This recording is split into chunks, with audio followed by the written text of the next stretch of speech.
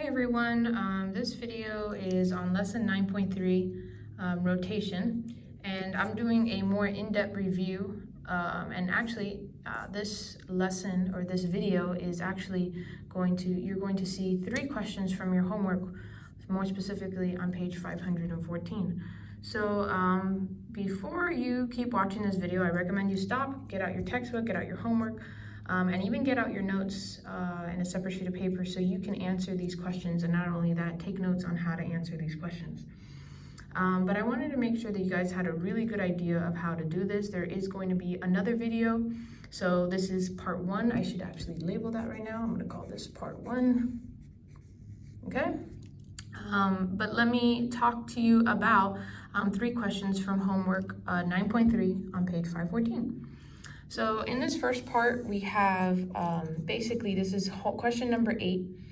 And what they want us to do is they want us to actually rotate these points. Let's see. So it says XY has endpoints X and Y, and those are the points.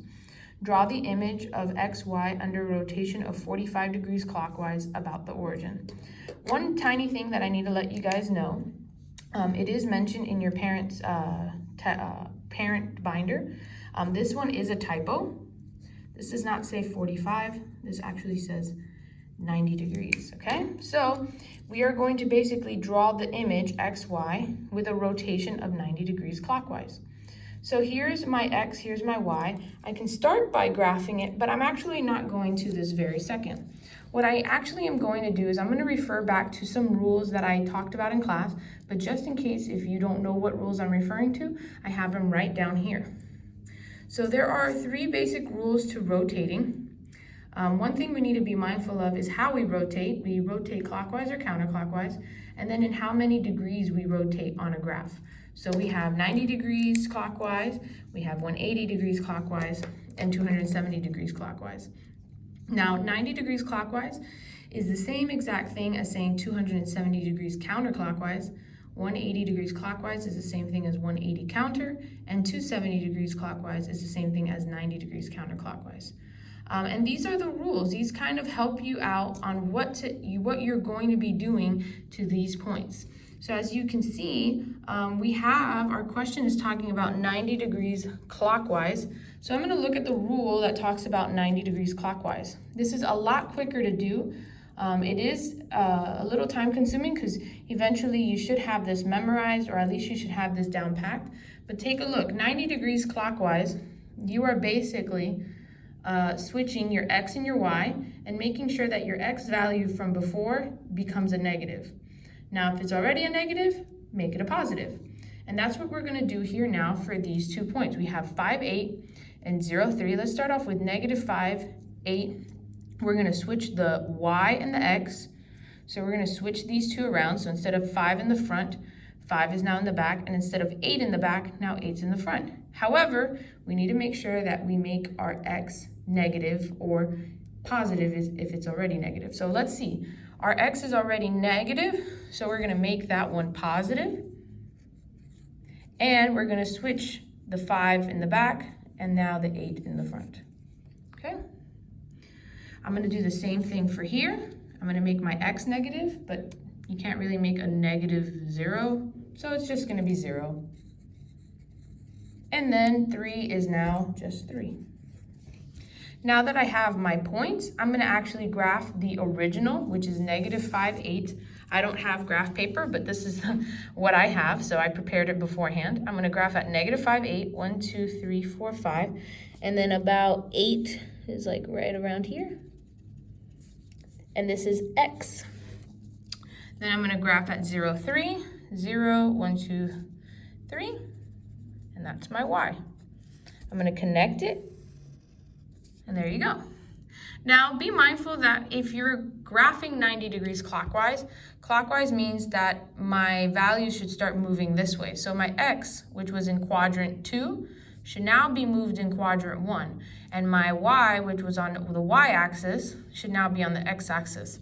Let's see if that's true when I plug in these points. We have 8, 5. So here's 8, and then 1, 2, 3, 4, 5. And this is called X prime now, remember, because it's the new image. And then we have 3, 0. 1, 2, 3, which is y prime. I'm going to connect those two, and you guys can see it. My line is not that straight. I do apologize. But take a look. It kind of does look like that line basically turned 90 degrees. So this is how you do number 8. And take a look at how I use the rules as a guide. There is not really much math involved. As long as I have the rules out, especially when you're doing homework and any future homeworks and quizzes, you can have this out, okay? I recommend that you do, all right? So now that we're done with number 8, I'm actually gonna jump right into number 18 on the same homework. So I'm gonna move this one out of the way. We're gonna talk about number 18.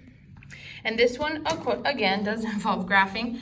This one's a little unique though. Let's read why. It says that I'm gonna have a triangle, KLM, with the following vertices. There's K, there's L, and there's M. And now we're talking about reflection. Wait a minute, Mrs. Elliott. I thought everything on page 514 or everything on lesson 9.3 was about rotating, not reflecting. Well, reflecting was all the way back in lesson 9.1. So if you haven't done lesson 9.1, I recommend you just freeze what you're doing. Please make sure you do lesson 9.1 so you get a better idea of what's going on here. But as you can see, it says that I'm getting this triangle, KLM. I'm going to reflect it in the line y equals x, and then the x-axis. So what's happening is that I'm getting this triangle, and I'm flipping it twice. I'm flipping it over this line of reflection, and I'm flipping it over that line of reflection. And the actual directions that they want you to do, and that you'll see in bold, when you look at page 514, question 18 and 17, it says, state the coordinates of the rotated image. So they want you to get this image, and it's gonna actually rotate. But wait, I thought it says reflected. We'll talk about what that means. And not only that, they want us to state the angle of rotation. So before I graph it, just like how I didn't do with the other one, I have my points here. And what I'm gonna do is I'm actually reflecting twice, right? I have over this line and this line. When it reflects twice, that means I'm gonna have two images, or two more images. I'm gonna have the original, then I'm gonna have K prime, L prime, M prime, and then I'm gonna have K double prime, L double prime, M double prime. So as you can see, this is after the first reflection, and this one's gonna be after the next reflection. For now though, if you haven't looked at the rules of reflection, here they are. You should have these actually on your printed notes, but just in case, I wrote them down. And as you can see, here are some of the rules. If you're reflecting over the x-axis, you keep the x, you change the y. If you're reflecting over the y-axis, you keep the y, change the x. If you're reflecting over the origin, you change both of them. And if you're reflecting over y equals x, that just means that y becomes x and x becomes y. They switch places. No need to change the signs here. So now I have KLM, and it tells me right in the beginning that it's going to reflect over y equals x. So what is y equals x? What's the rule again? Okay, so that means I'm going to get my original numbers and I'm going to switch it. I'm going to switch my y with my x. So I'm going to switch my y with my x. So now K prime is going to be 5, 0.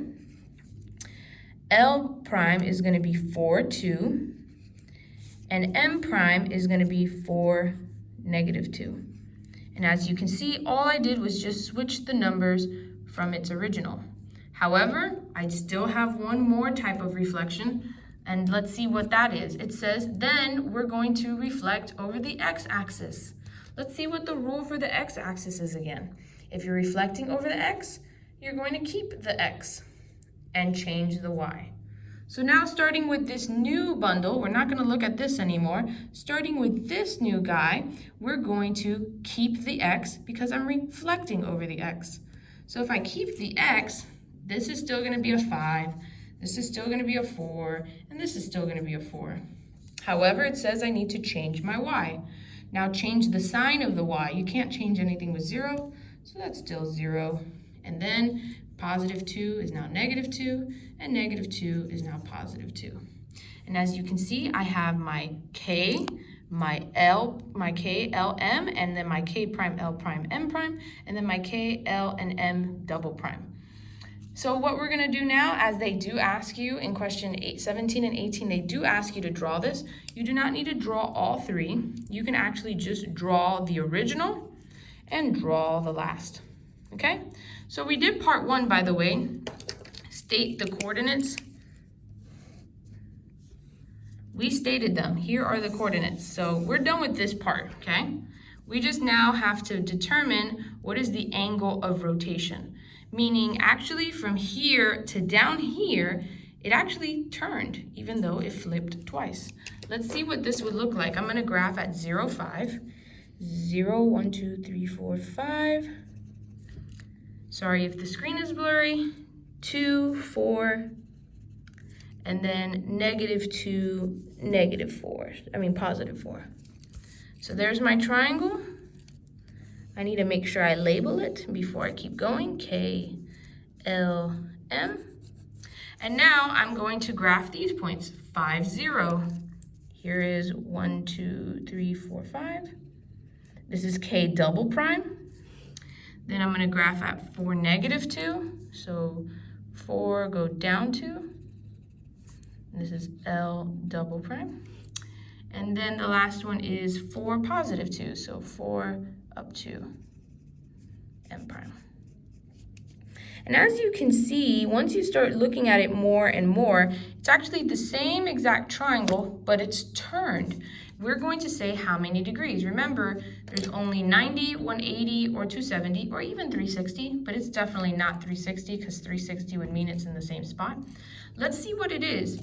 Well, first off, from here to this direction, from K to K prime, or from L to L prime, or to M to double M prime, from here to here, it looked like it went clockwise. So that's the first part of my answer. Okay, give me a moment, I gotta write that down, clockwise. Clockwise. And now we just have to say, from here to here, it looks like it only moved from one quadrant to the next. M only moved one quadrant over, L only moved one quadrant over.